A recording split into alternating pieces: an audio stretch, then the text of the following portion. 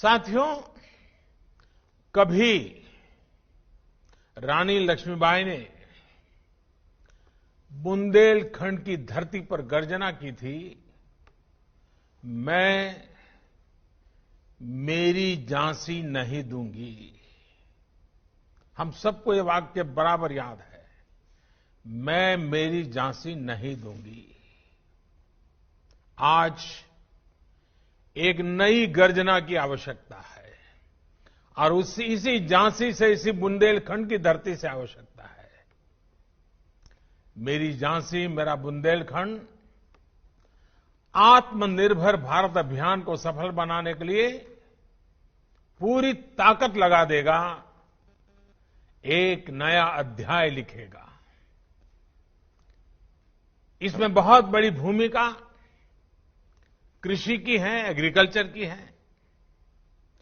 जब हम कृषि में आत्मनिर्भरता की बात करते हैं तो ये सिर्फ खाद्यान्न तक ही सीमित नहीं है,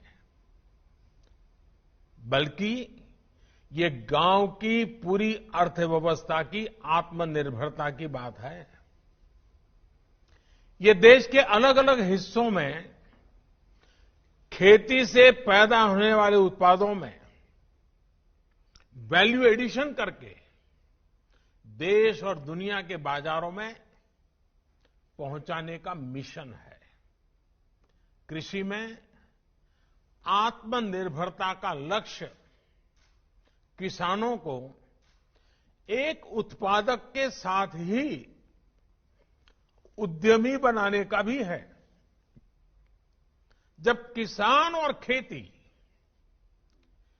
उद्योग की भांति आगे बढ़ेगी तो बड़े स्तर पर गांव में और गांव के पास ही रोजगार और स्वरोजगार के अवसर तैयार होने वाले हैं। साथियों, इस समय और जब हम इस संकल्प के साथ ही हाल में कृषि से जुड़े ऐतिहासिक रिफॉर्म्स ये सरकार लगातार कर रही है, कई रिफॉर्म्स किए गए हैं। भारत में किसान को बंदिशों में जकड़ने वाली कानूनी व्यवस्थाएं, मंडी कानून जैसा और आवश्यक वस्तु कानून, इन सब में बहुत बड़ा सुधार किया गया है।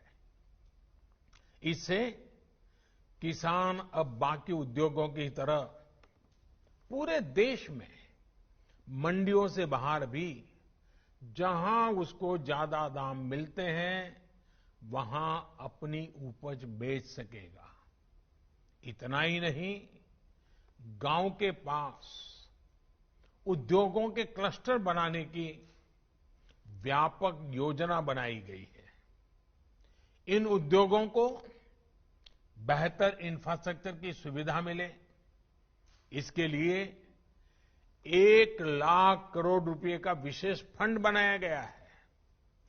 इस फंड के माध्यम से हमारे कृषि उत्पादक संघ, हमारे एफपीओज अब भंडारण से जुड़ा आधुनिक इंफ्रास्ट्रक्चर भी तैयार कर पाएंगे और प्रोसेसिंग से जुड़े उद्योग भी लगा पाएंगे।